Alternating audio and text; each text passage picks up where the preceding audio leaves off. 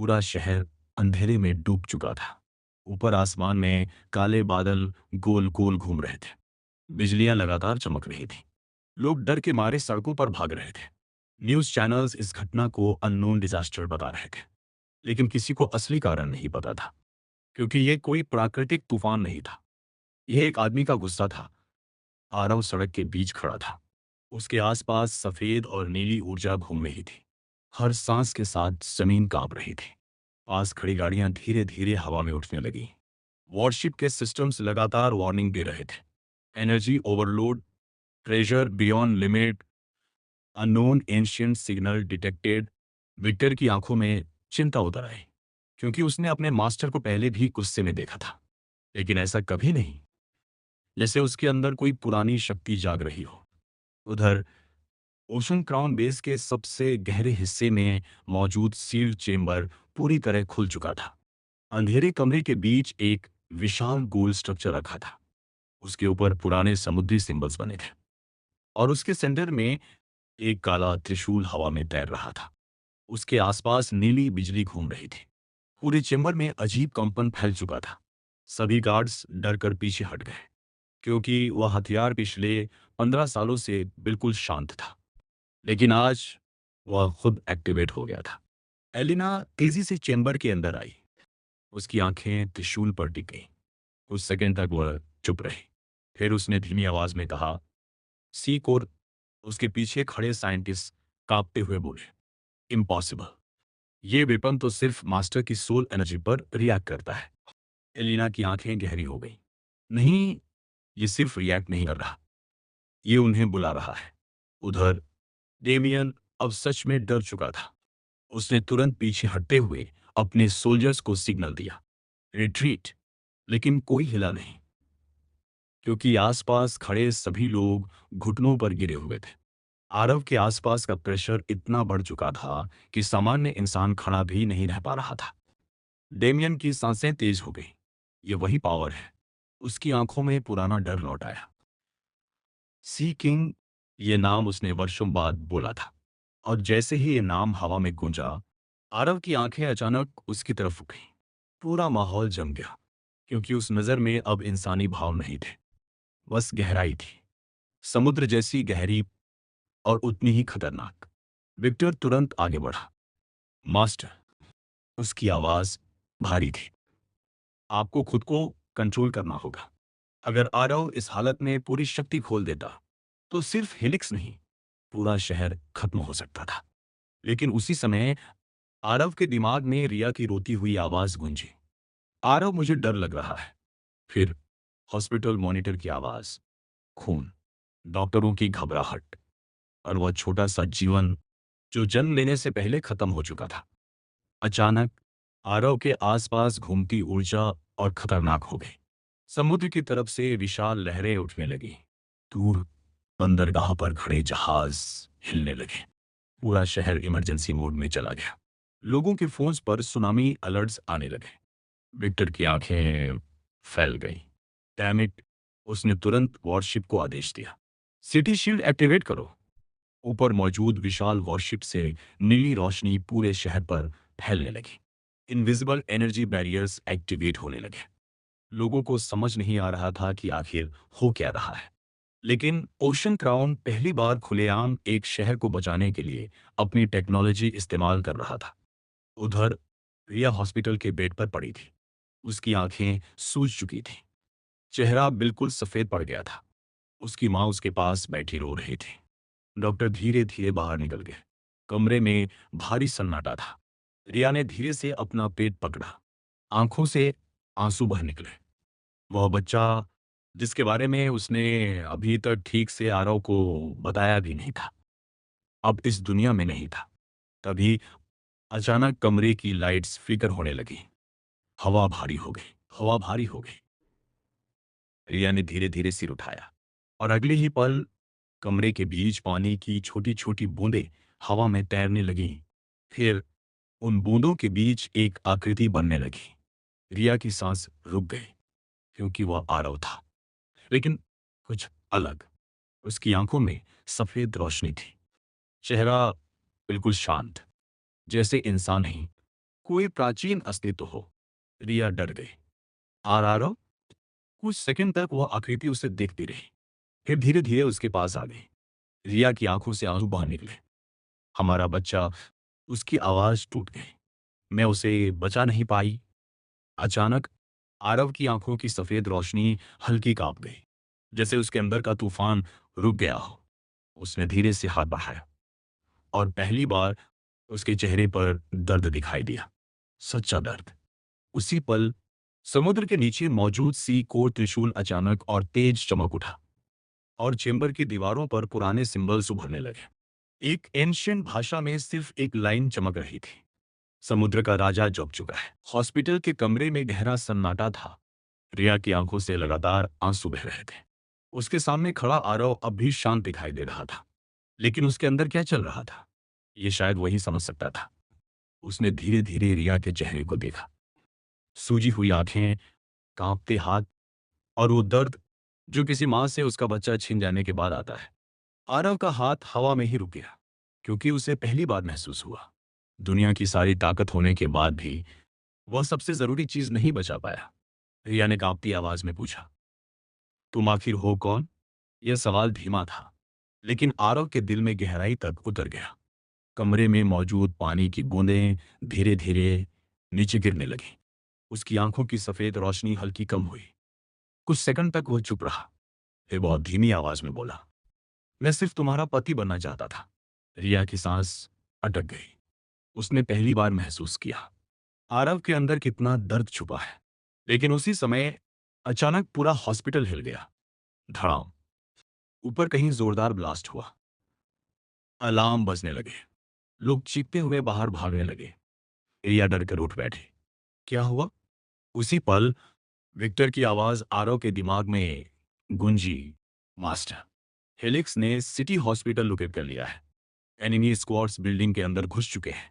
आरव की आंखें फिर बदल गईं, लेकिन इस बार गुस्से से ज्यादा ठंडापन था, जैसे उसके अंदर कुछ तय हो चुका हो। उसने धीरे से रिया की तरफ देखा। मैं वापस आता हूं। रिया ने तुरंत उसका हाथ पकड़ लिया। उसकी आंखें डर से कांप रही थी। मत जाओ। आरव रुक गया। रिया की आवाज टूट चुकी थी। हर बार तुम दूर चले जाते हो और फिर कुछ बुरा हो जाता है। कुछ सेकंड तक दोनों बस एक दूसरे को देखते रहे। फिर आरव धीरे से उसके पास बैठ गया। उसने पहली बार इतने सालों में रिया को अपने सीने से लगाया। रिया फूटकर रो पड़ी और उसी पल आरव के अंदर का तूफान थोड़ा शांत हो गया। उधर हॉस्पिटल के नीचे पूरा इलाका युद्ध भूमि बन चुका था।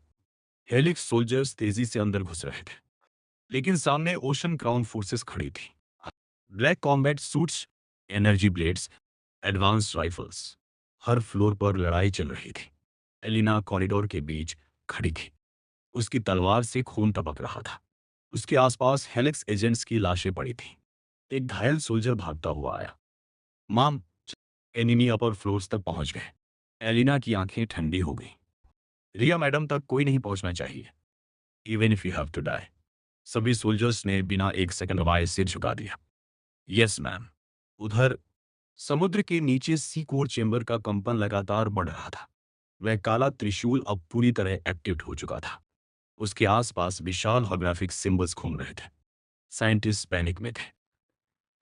Energy levels unstable. C core बाहर आने की कोशिश कर रहा है। एलिना के डेप्यूटी ने घबरा कर पूछा, क्या मास्टर उसे कंट्रोल कर पाएंगे? लेकिन जवाब देने से पहले पूरे चेंबर में एक भारी आवाज गूंजी, वो उसका मालिक है। सभी लोग मुड़े। अंधेरे कॉरिडोर से एक बूढ़ा आदमी बाहर आया। लंबे सफेद बाल, समुद्री सिंबल्स वाला पुराना कोट और आंखों में अजीब गहराई। उसे देखते ही सारे साइंटिस्ट शॉक में खड़े हो गए, क्योंकि वह आदमी पिछले 10 सालों से गायब था। नाम, ओरियन, ओशन क्राउन का पहला साइंटिस्ट। वही आदमी जिसने आरव को पहली बार सी कोर के बारे में बताया था। ओरायन धीरे धीरे त्रिशूल के सामने आकर रुका। उसकी आंखें चमक रही थी। आखिरकार समुद्र ने अपने राजा को स्वीकार कर लिया। एक साइंटिस्ट कांपती आवाज में बोला, सर, अगर सी कोर पूरी तरह अवेकन हो गया तो? ओरायन की मुस्कान हल्की गहरी हो गई। तो इस दुनिया की सारी गवर्नमेंट्स ओशन टाउन के सामने घुटनों पर होंगी। उधर हॉस्पिटल के टॉप फ्लोर पर एक हेलिक्स कमांडर धीरे धीरे कॉरिडोर में आगे बढ़ रहा था। उसके हाथ में ब्लैक एनर्जी राइफल थी। उसके पीछे कई सोल्जर्स थे। टारगेट रूम सामने है। वह मुस्कुराया। सी किंग की सबसे बड़ी कमजोरी उसका परिवार।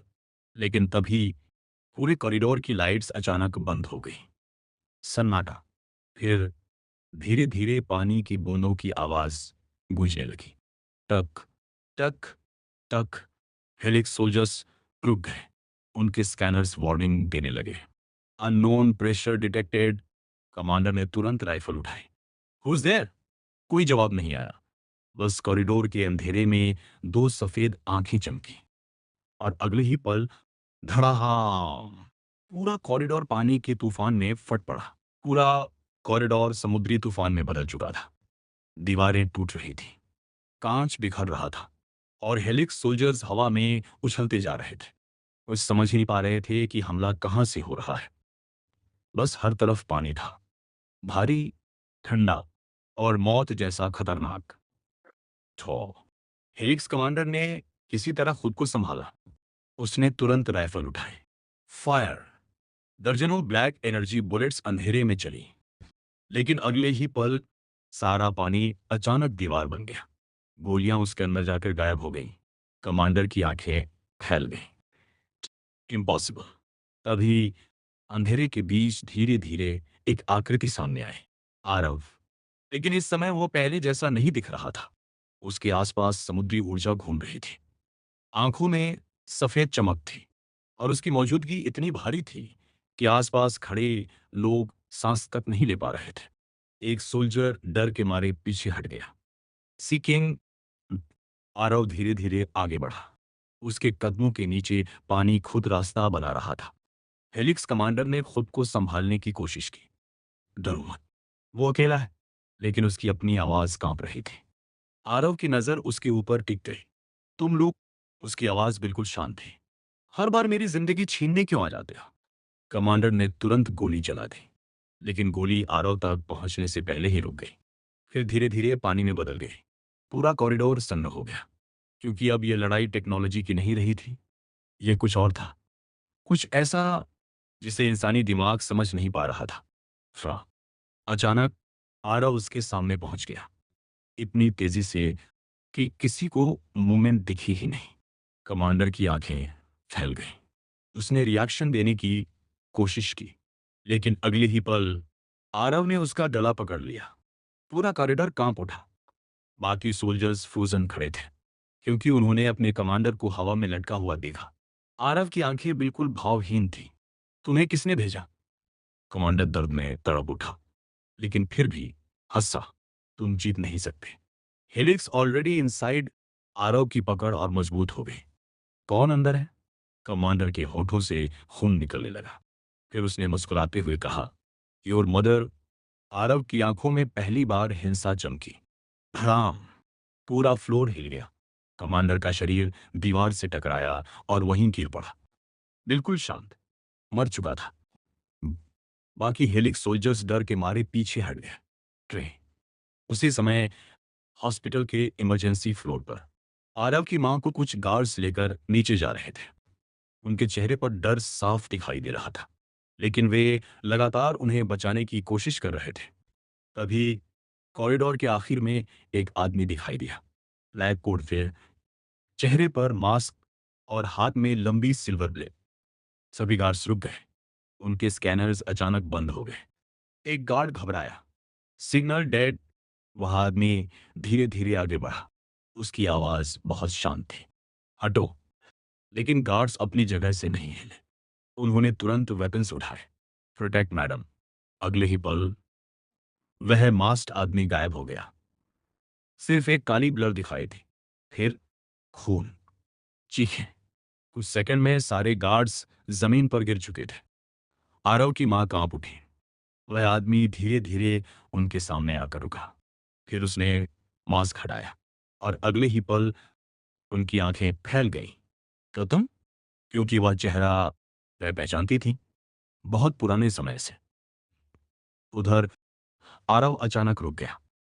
उसका दिल जोर से धड़का। उसने कुछ महसूस किया, खतरा, अपनी मां से जुड़ा हुआ। विक्टर की आवाज तुरंत उसके दिमाग में गूंजी, मास्टर, इमरजेंसी फ्लोर पर कॉन्टैक्ट लॉस्ट। आरव की आंखें बदल गई। पूरा हॉस्पिटल फिर कांप उठा और अगली ही पल वह पानी में बदलकर गायब हो गया। बाकी हेलिक्स सोल्जर्स वहीं कांपते रह गए। समुद्र के नीचे सी कोर चैम्बर में कंपन खतरनाक स्तर तक पहुंच चुका था। काला त्रिशूल धीरे धीरे ऊपर उठ रहा था।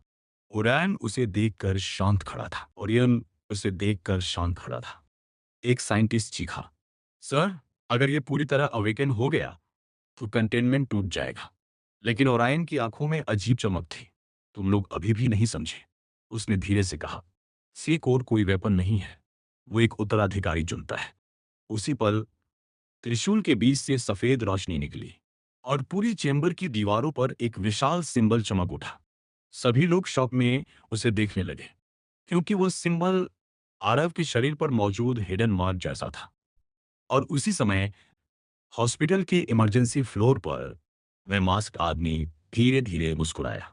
इतने साल बाद मिल रहे हैं, माया। कहानी कैसी लगी कमेंट में बताना, और मुझे और कैसी कैसी कहानियाँ बनानी चाहिए ये भी कमेंट में ज़रूर बताना। कहानी को सुनने के लिए धन्यवाद, और ऐसी ही कहानियाँ सुनने के लिए हमारे चैनल को सब्सक्राइब करना ना भूलें।